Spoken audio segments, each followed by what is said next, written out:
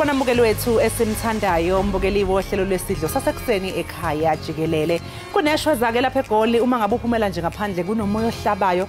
Sethemba ke ukuthi wena lapha ekhaya ufudumele nabasemsebenzini ke bagqokile. Iningi elifisa ngabe selivalile liyabalisa kuyimanje. Hawu bayayihudula Nkosi yami njengoba seku December nje. Kuningi ke kodwa ka December ngoba phela abanye basayokhipha impahla ka Christmas, abanye ayenele imali yokwehlukanisa istokvel wagcina ngomanje ukukhokha. Manje imali ayisahlangani kodwa bayilindile omama bestokvela.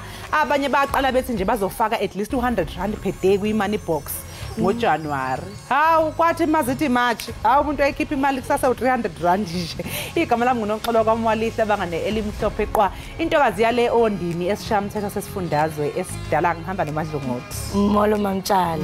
Wena wakhokha konke kwakho? Hayi mina okuhlangene sengilinde nje ukuthi kuhlukanise. Good girl.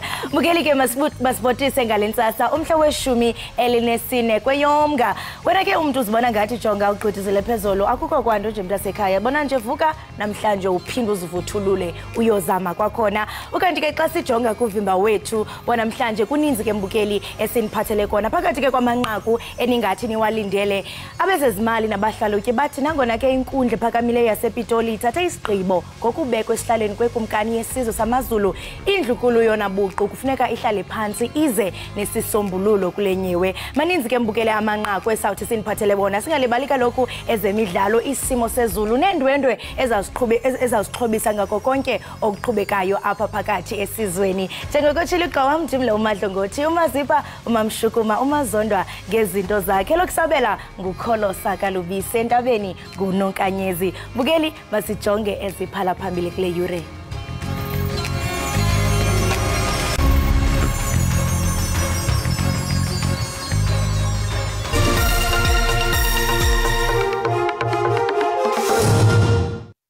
Following the study of the judgment, the President will apply for leave to appeal against this judgment. Uzosedlulisa isinqumo senkantolo ephakeme yasePitoli uMengameli wezwe uCyril Ramaphosa. Le nkantolo yakhipha isinqumo esithi sasingekho emthethweni isinqumo sokugcotshwa kweNgonyama yesizwe samaZulu.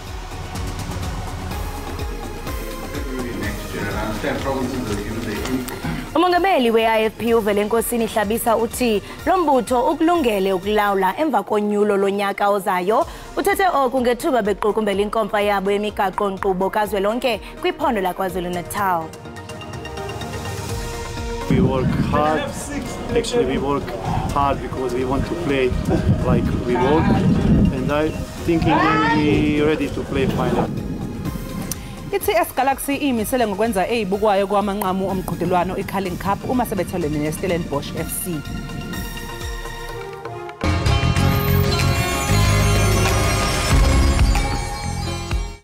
Sanibonani umpumi lo ngisintshe qhubekani nibukele ekhaya Jikelele nisitholele isport, entertainment kanye necurrent affairs. Mina nawe sophumelela. Noma ngabe sebemelene nathi. Thando lethu lomelele. Noma kungaphelo kwalomhlaba. Ekhaya Jikelele.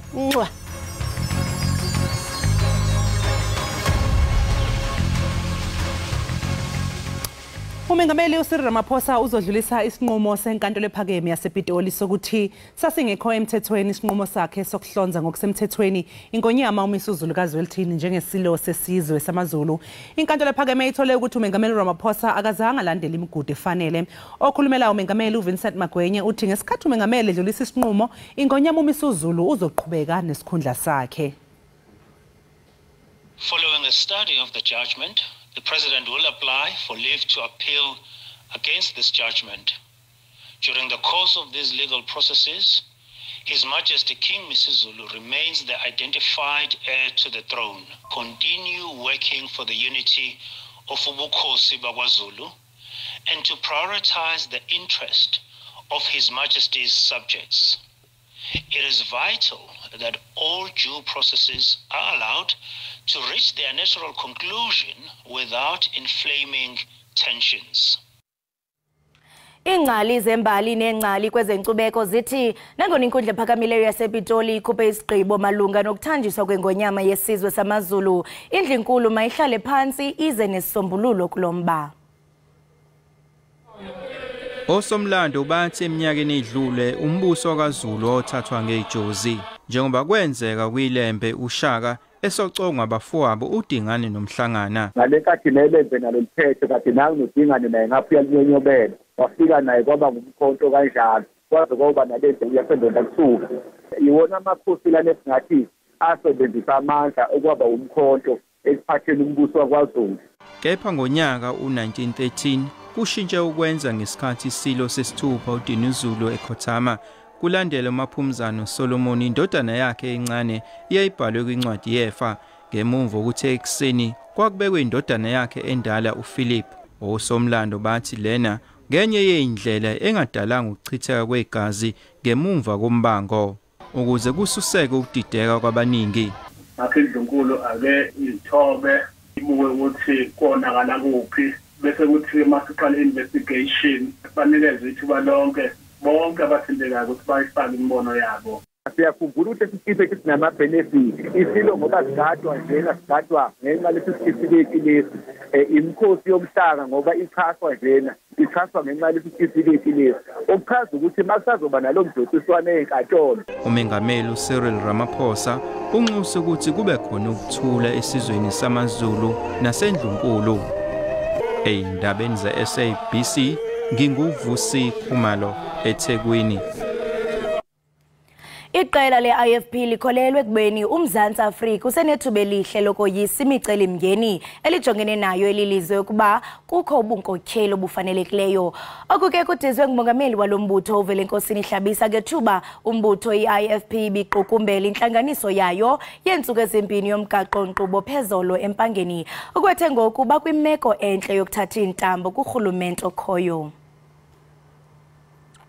Ngemuva kwesingxoxo esijulile zezisuku ezimbili, i-IFP ithi ayingabazi ukuthi ikwazile ukuqhamuka nemigomo engaxazulula izinkinga ezikhungethe lelizwe. Bekuyingqungquthela ke yokuqala lena yenqubomgomo ngemuva kweminyaka eyi-15. Iqembu lithi belimatasa lilungisa izinkinga zalo kulandela izinkinga ezadalwa ukusungulwa kweqembu iNational Freedom Party ngo-2011. Manje izinkomba ke zithi leli qembu liyadlondlobala. Entering the most critical period of campaigning and mobilization. This is where the real work begins. We have placed ourselves in a strategic position to bring the fundamental change that South Africa needs. We are ready as IFP to govern. Isingxoxo zenqubomgomo yeqembu besigxile ezinkingeni ke ezikhungethe izwe ekubalwa kuzo udaba lukagesi, ukwentuleka kwamathuba omsebenzi kanye nokulethwa kwesidingo zomphakathi. Iqembu lithi makube nezinguquko emkhakheni yezemfundo, ezempilo phakathi kokunye. The IFP supports the universal health access, but the National Health Insurance Bill in its form is rejected by the IFP because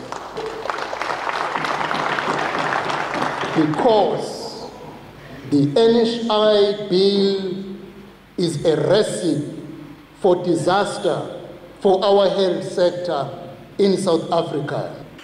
Uhlabisa uthi ke lenqubomgomo yeqembu izokusetshenziswa uma sekuhlanganiswa usomqulo wezithembiso zokhetho lwangonyaka ozayo.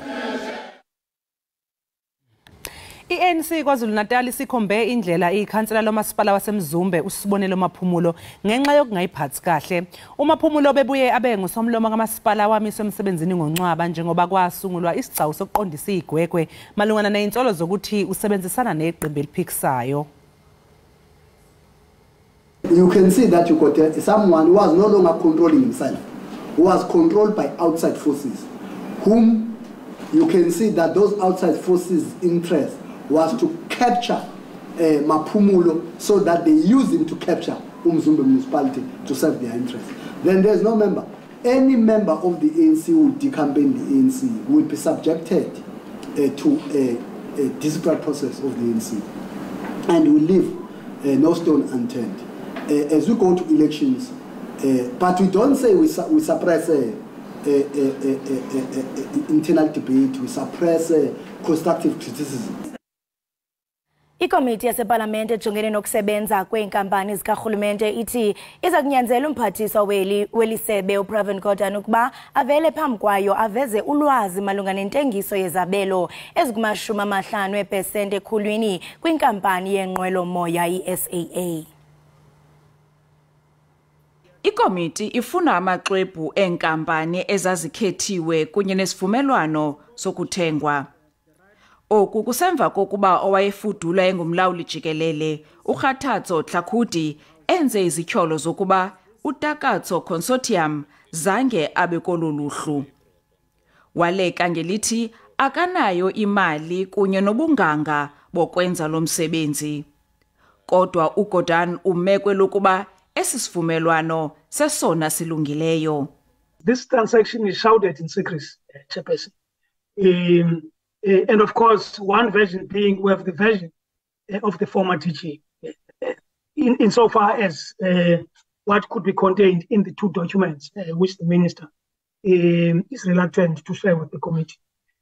Sele kusisithuba esingaphezu konyaka ikomiti iphanda ezi zityholo. Kodwa unanamhla ithi ayinabungqina obuxhasa esi sivumelwano.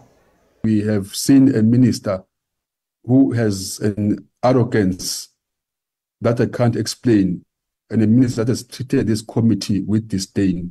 Amanye amalungu aphakamise ukusekwa kwekomiti yethutyana iphande esi sivumelwano. Kodwa amanye athi mabaqale basebenzise onke amandla abo abawanikwa ngumgaqo siseko. We cannot just go to that committee without having gone to that. Ngokomthetho olawula amaqithiqithi amalungu eParlamente, ukuba emva komsila wengwe ikomiti ayiwafumenanga amaxwebhu oko iyakuba kukwaphulwa komthetho. Dingilulama Matya weendaba ze-SABC eParlamente eKapa. Uhulumeni uthi ukuthuthukiswa komthethosivivinyo wemingcele eZimbabwe kuzolekelela ukuqeda inselele emingceleni ephakathi kwalamazwe omabili. Izikhulu zemingcele zakuleli zibambe ingxoxo nezikhulu zaseZimbabwe ezizothatha izinsuku ezintathu. Umngcele wakuleli neZimbabwe sekuyisikhathi kunombango abangena kuleli ke ngongemthetho emingceleni eyahlukene. Izimpahla ezingekho emthethweni nazo ziyashushumbiswa kuleli. We have a collective responsibility in terms of the prevention of illegal activities across our ports of entry, as well as the border law enforcement area, such as issues of illegal migration, any kind of smuggling, human trafficking, and all kinds of cross-border crimes. Iharare ke isohlelo lokuthuthukisa umthethosivivinyo weziphathimandla ukusungula izikhulu zemingcele. Lo mbono ke waphakanyiswa ngo-2013 kodwa awuzange uphumelele. Umengameli ke okhona njengamanje uphinde wawethula ngo-2021. To date, we have been able to look at our proposed bill, and we are hoping that after benchmarking, our lawyers will be able to put it together and present it to Parliament. uDube uphinde wadingida udaba lwezingane ezatholwa emva kokuvinjwa kwamabhasi angama-42 emasontweni amabili edlule. The president will be happy to see me coming back home and say we have got the answer to form Zimbabwe Border Post Authority. Izingxoxo phakathi kwalamazwe amabili zibanjwe lisithe zizophothwa ngokuvakashela imingcele ilibombo kusukela kusasa nangoLwesihlanu.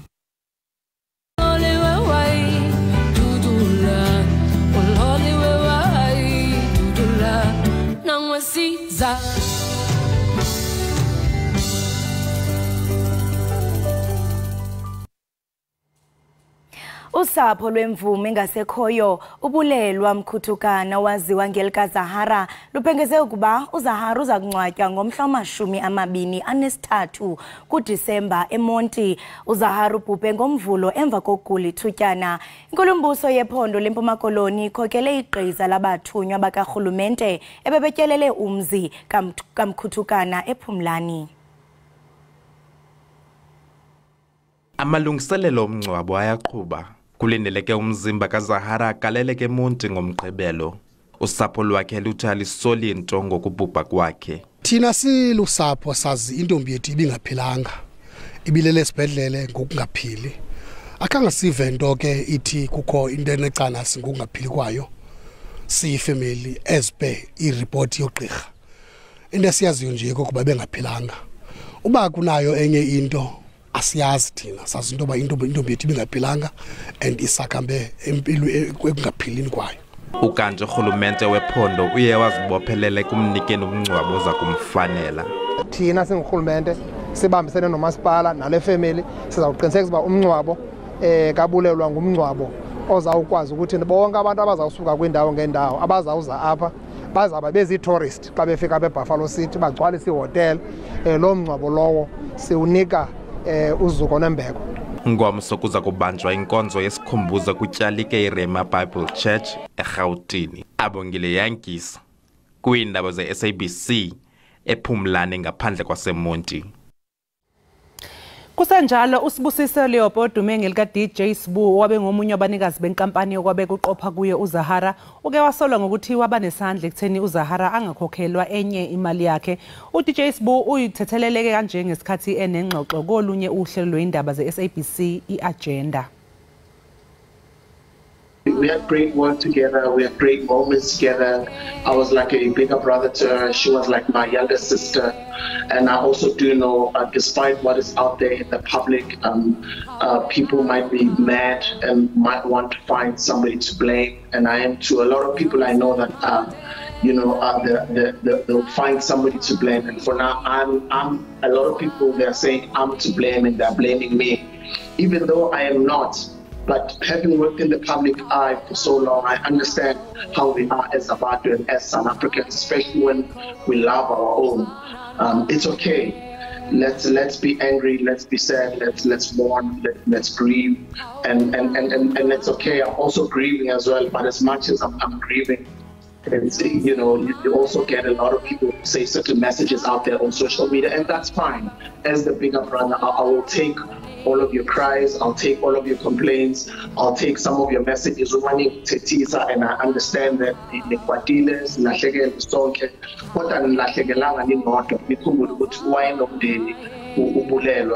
uma wakhe ulahlekelwe inhliziyo yakhe ibuhlungu kakhulu, abantwana bakho nabo inhliziyo zabo zibuhlungu kakhulu.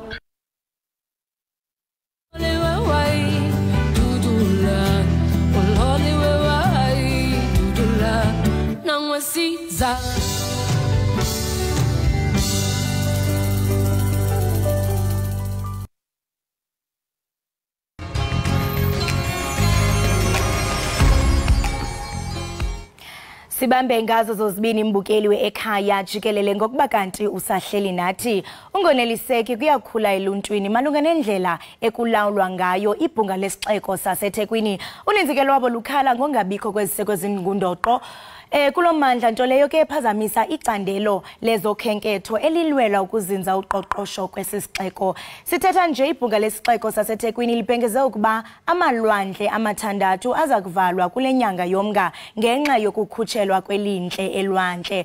Umbutho ke osemthethweni ophikisayo kwelibhunga iDemocratic Alliance uphakamise ukuba kuvotelwe ukuchithwa kwelibhunga nanjengoko ke ngaphambili bekhe kwacetywa ukuba asuswe esikhundleni usodolophu weTheku umxolisi Counter.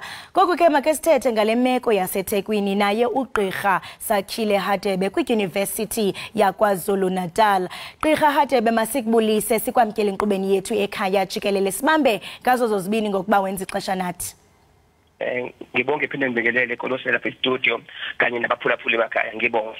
Sibambe ngazibini. Gqirha Hadebe ukuba ngaba lo mbutho uphikisayo iDA uceba ukulichitha ibhunga laseThekwini ingaba mhlambe esisiphakamiso sisiso okanye ngumdlalo nje wepolitiki wokuzama ugaya ivoti?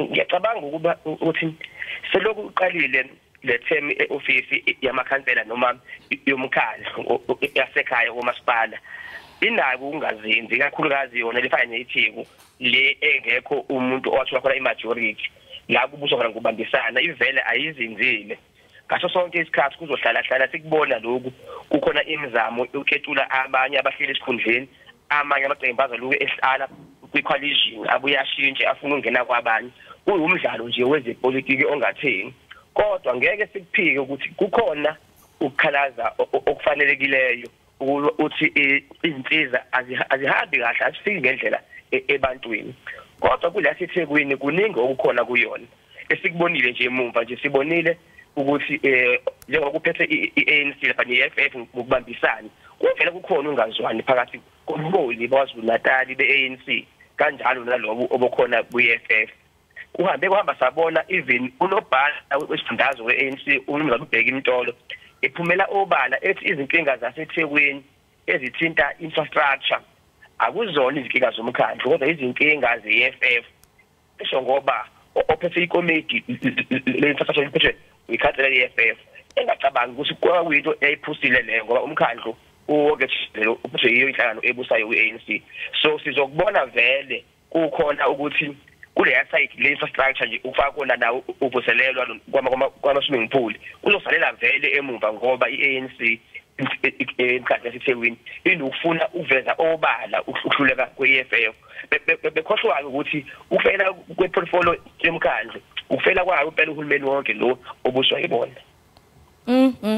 Njengokuba ke ngokuitheku liza kuvala ezinye ezamalwandle kubalelwa apha ngamalwandle angamathandathu ingaba oku kuthetha ukuthini kuqoqosho lebhunga ledolophu yaseThekwini siyaqonda kaloku into kubana ngabakhenkethi abasuka kwindawo ngendawo abafuna undwendwela itheku kwaye ke eyona nto abantu abayithandayo kukuya emalwandle ukuvalwa ke ngokwamalwandle kuthetha kuthini xa sijonga kwezoqoqosho kwesisixeko tushelente isitshela ukuthi ikakhulukazi laba baqoqosha abaqhamuka ngaphandle kwesifundazwe saKwaZulu Natal la ngabantu abakhawuMpumalanga labakhawuJohannesburg nako Free State banayo ioption yokungezi kwaZulu Natal noma eThekwini yokudlulela eRichards Bay banayo ioption laba basokude kakhulu yokudlulela even eKapa ngoba uma ukuthi amabhishi amaningi kangaka azobe evaliwe kusho ukuthi lawa avuliwe kuzobe kunesiminyaminya kakhulu kusona kanti akubona bonke abantu abathanda kuba kusiminyaminya so abavela kude kakhulu singababona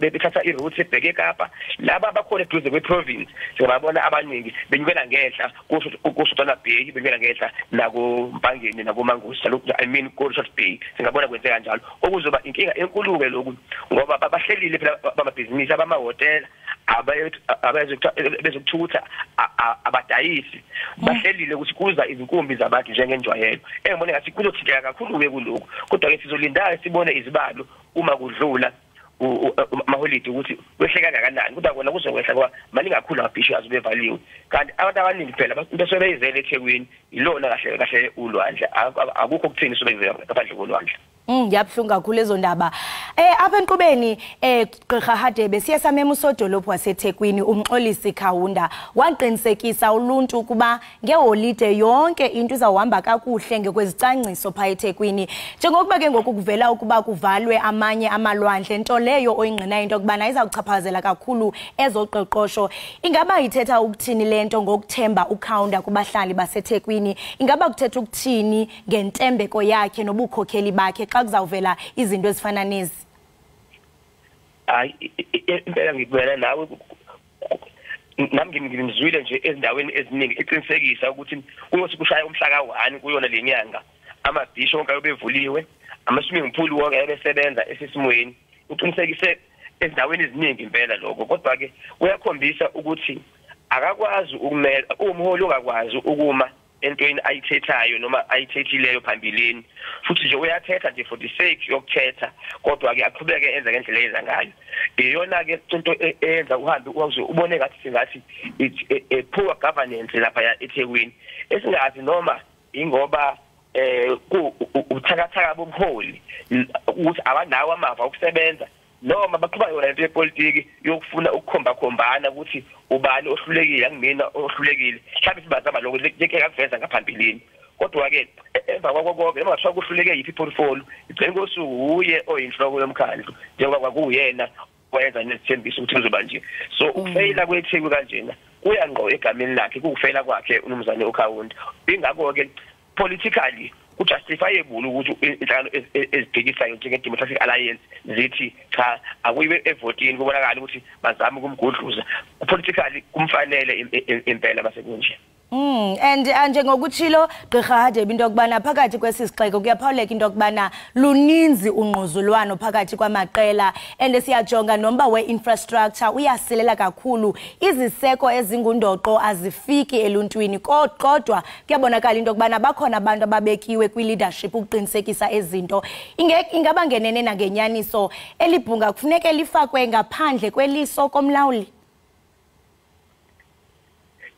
Yaba ukuthi umkhandlu weTheku njengoba ucategory 1 nje uyimetro nje unama funds amaningi kakhulu uqhathanisa nomasipala abaningi akufanele ukube umkhandlu weTheku ulalezi inkinga ezingaka obhekene nazo akufanele ngempela kuyizinkomba ngempela zokuhluleka ukuphatha umkhandlu ongahamba ngempela ukube bekwaziwa ngeqiniso nomthetho wa South Africa bengahamba sikubone iTheku lifakwa ngaphansi kolawulo noma siboneke uhulumeni kazwelonke noma wesifundazwe esondela eduze lolu daba abone ukuthi kwenzakalani noma ngathiwa ugcine engazange awufake phansi kolawulo kodwa kube nama interventions avisible kwakucacile kona ukuthi izinto azihambi kahle lapha kulela Theku and sekunesikhathi eside zikhona lezi mpawu ukubonakala ukuthi akuhambi kahle kuze kube nje uqala kufika manje ekutheni kube nohulumeni obambiswana bese kuvele kukhombisa ukuthi izinto azihambi kahle eThekwini so manje ke isimo sesiwest ngoba manje sekukuningi nokungenelela kwepolitiki umkhandlu nawo awusekho stable njengoba kuphethwe ama-coalition kodwa phambilini kwavele kukhombisa ukuthi akuphathekile kahle kufanele kube uNdlunkulu ePitoli uyasondelela noma kumele isifundazwe eMaritzburg kube sisondelele manje ukubheka udaba laseThekwini kuningi esakubheka indaba yendle indaba endala ineminyaka manje ukhuluma kwamapayipi ngenxa ikhukhula ineminyaka kufanele kube namanje ngempela kusenje ngenene kuyabonakala into yokubana Gqirha Hadebe kusekude engqinibeni kuba kaloku xa iziseko ezingundoqo zingafike eluntwini nabantu bajongile kaloku kwaye abantu babachongile into yokubana bangene kwezi zikhundla uqinisekisa into yokubana bayafezekisa imandate yabo yokunikeza iziseko ezingundoqo ingaba ngoku njengokuba sijonge kaloku kunyulo kunyako zayo xa sijonga ke ngoku phansi on the ground eluntwini ingaba oku kuthetha ntoni kubantu baseThekwini ingaba singathi mhlawumbe balahlile ithemba kwi-leadership abavoti abaningi ngelizwe sikulona ngaba hayi ukuthi kuphela ababhekene nezinkinga eziningi kanjena balahlile ithemba kwinhlangano ebusayo abanye nakwipolitiki nje jikelele nothi ebusayo balahlile ithemba kodwa kuyabaphoqa ukuthi bagcine bevotile ekugcineni kosuku ngoba toward elections bayafika abacampaign and benze izithembiso ezinkulu kwezinye indawo ubona kuze baze baqalise ukwenza ama project bawalontshe kuyiwokhethweni emva kokhetho then babanyamalale futhi all those projects so it's difficult because abantu bakithi vulnerable uma nifika ubathenjiso bazophuma bayovota futhi baphinde futhi babaface same fate afterwards and kuthanda ukuba kubi kakhulu kuloko ngoba uma kuyokhethweni at least ukuthembe ukuthi ngempela khona bazokwenza ukuze bavotelwe mumva nje ngisho kuyokhethweni abahanbenzi ungenzile ukuthi bagcina nje kuphela ukhipha ama t-shirt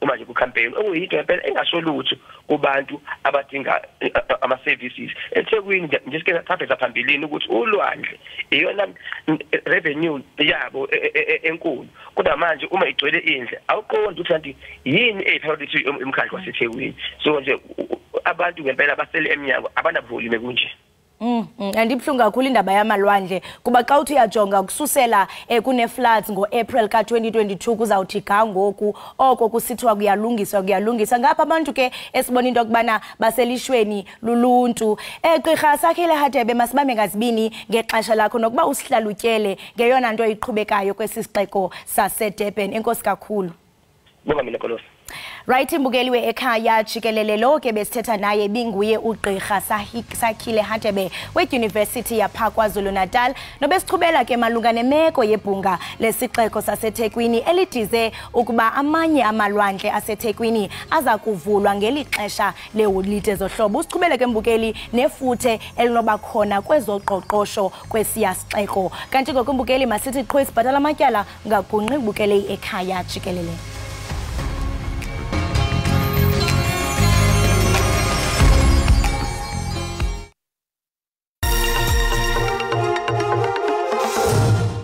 Kanti abadlali be-TS Galaxy bajonge ukuphumelela indebe yabo yokuqala enkulu kwibhola ekhatywayo kwinqanaba eliphezulu. Ngokoyisa kaloku Stellenbosch FC kumdlalo wamanqam we-curling knockout. Baphumelele ukhuphiswano ke le-Nedbank Cup ka-2019 kwaye abazange baphumelela indebe enkulu kusukela oko. Umdlalo wamanqamo ngomgqibelo emqhudelwaneni we-curling knockout ubandakanya amaqembu amabili angenabo abalandeli abaningi. I-TS Galaxy iyona ebukeka ifike kanzima kwamanqam njengoba idlule kuMamelodi Sundowns yaphinde yaguqisa namaZulu nje. Yize iStellenbosch FC yenze kahle ngenkathi ebhekene omabili lamaqembu kwe-league, i-TS Galaxy ithi kungenzeka noma yini kwamanqamo. We work hard. Actually, we work hard because we want to play like we work, and I think in the end we're ready to play final. We want to enjoy every second, and we want to enjoy in the game. Futhi nakubi iqembu le-TS Galaxy lango-2019 lanqoba umqhudelwano we-Nedbank Cup elamanje lifuna ukuqopho walo umlando. The group that won the Nedbank Cup in 2019, none of the players are here. It's a whole new squad, whole new players, technical team, coaches, everyone. It's just like the management going down that are still there. So it's a totally different group. We have our goals and aspirations that we want to achieve. Kusenjalo umgadlo semkanjubomvu Bernard Park owalimala ngenkathi bedlala neMamelodi Sundowns ngomfumfu useqalile ukuyilolonga kancane kanti kulindeleke ukuthi aqale ukuyilolonga neqembu ngoMasingana. Umqeqeshi weManchester United uEric ten Hag usalokhu usenethemba lokuthi iqembu lakhe lisengenza kahle yize liphumile kwe-UEFA Champions League. I-United iqede isemsileni eqoqweni layo ngemva kokuba liguqiswe ngegoli elilodwa eqandeni yiBayern Munich yaseGermany e-Old Trafford eManchester. Yize kunjalo lumqeqeshi usakholelwe ekutheni iqembu lakhe lisengathuthuka uma seliphelele.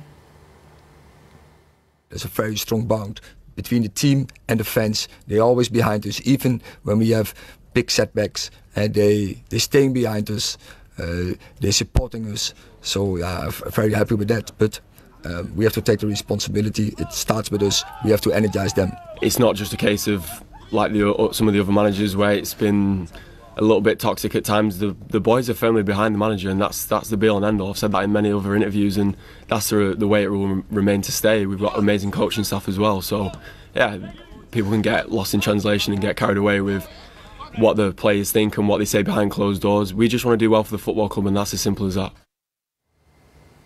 Ake mbukeli goqa lapho ke indaba zethu kuleli hora. Ewe mbukeli kodwa ke ngaphambi kokuba uphume uye naphi na qiniseka into kubana uyakwazi ukuqhubekayo kwisimo sezulu. Rhabula kodwa ungalinga ufinca.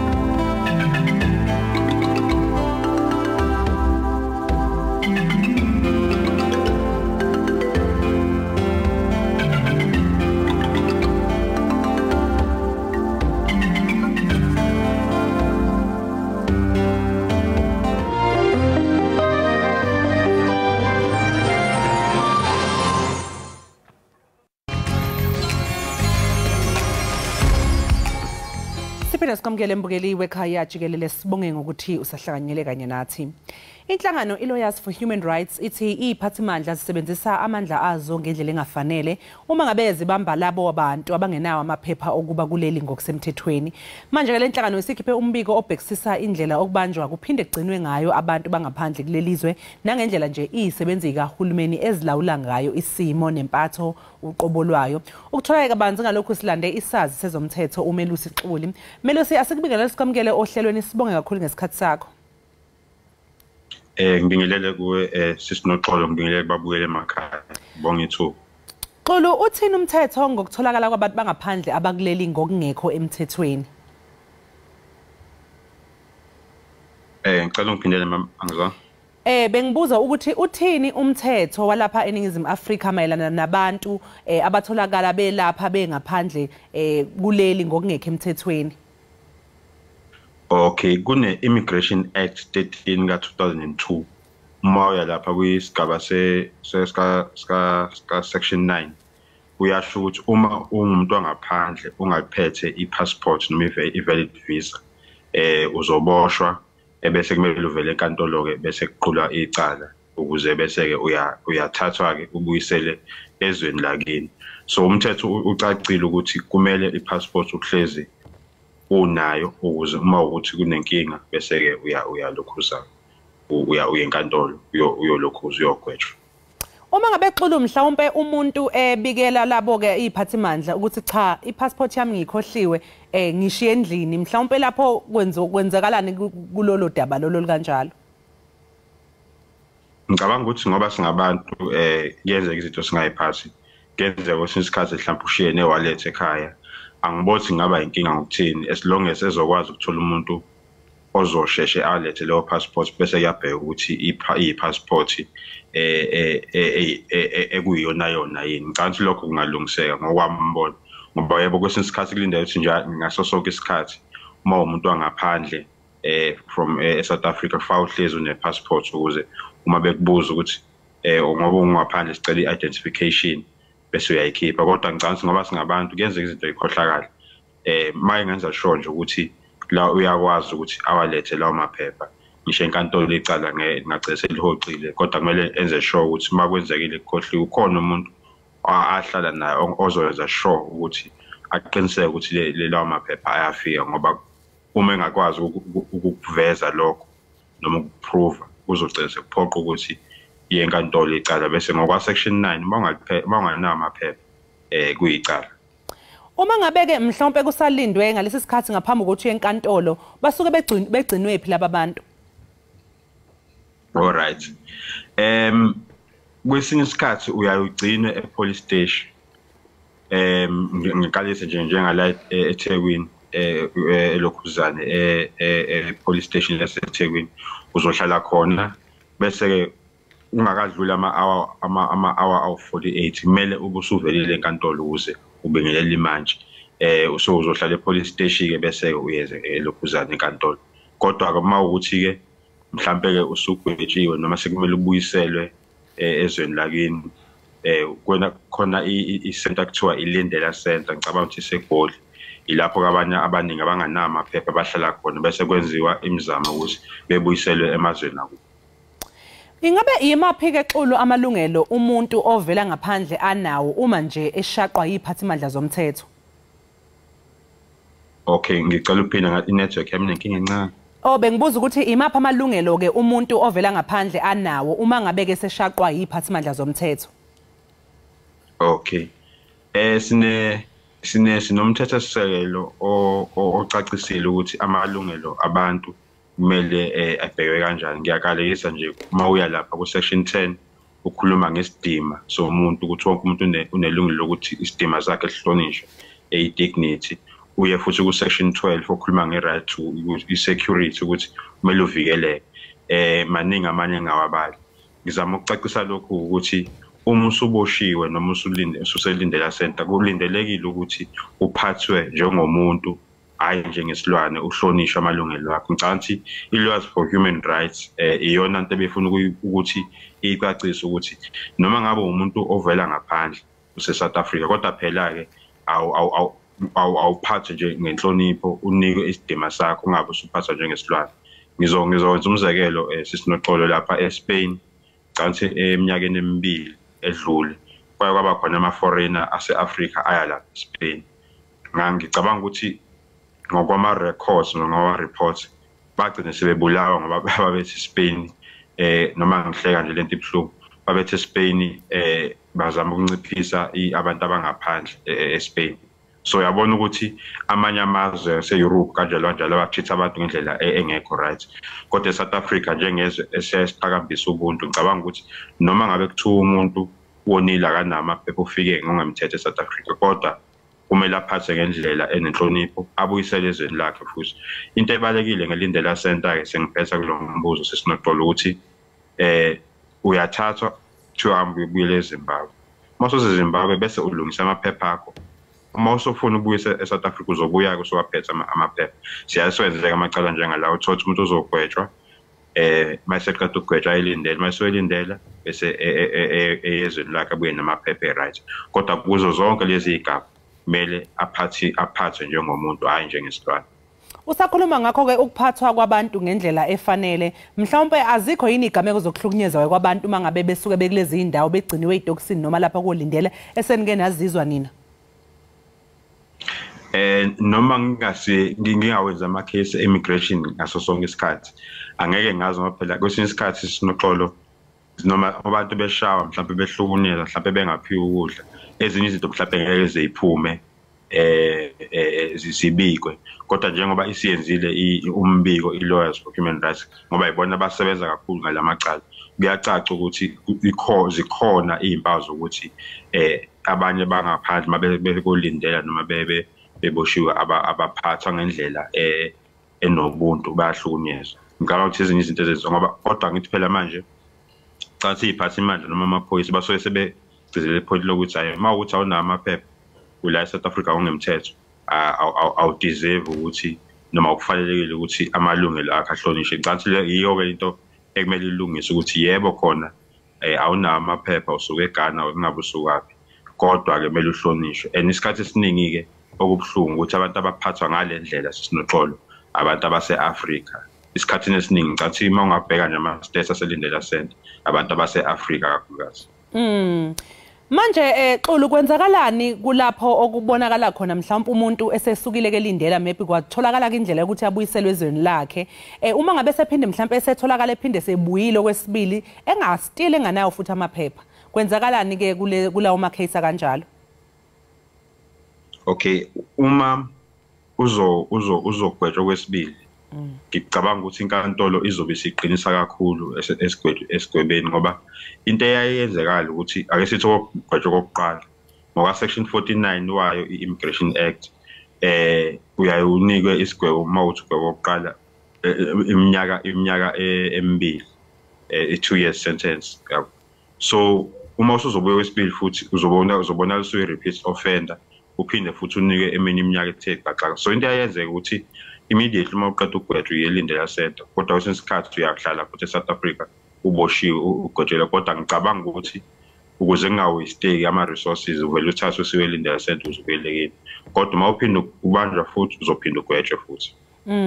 Kunabathile-ke Xulu abathi umthetho obhekela abantu bokufika uthanjiswe kakhulu-ke lapha eNingizimu Afrika uma ngabe phela kusoqhathaniswa namanye amazwe afana noBotswana uthini wena kulokho?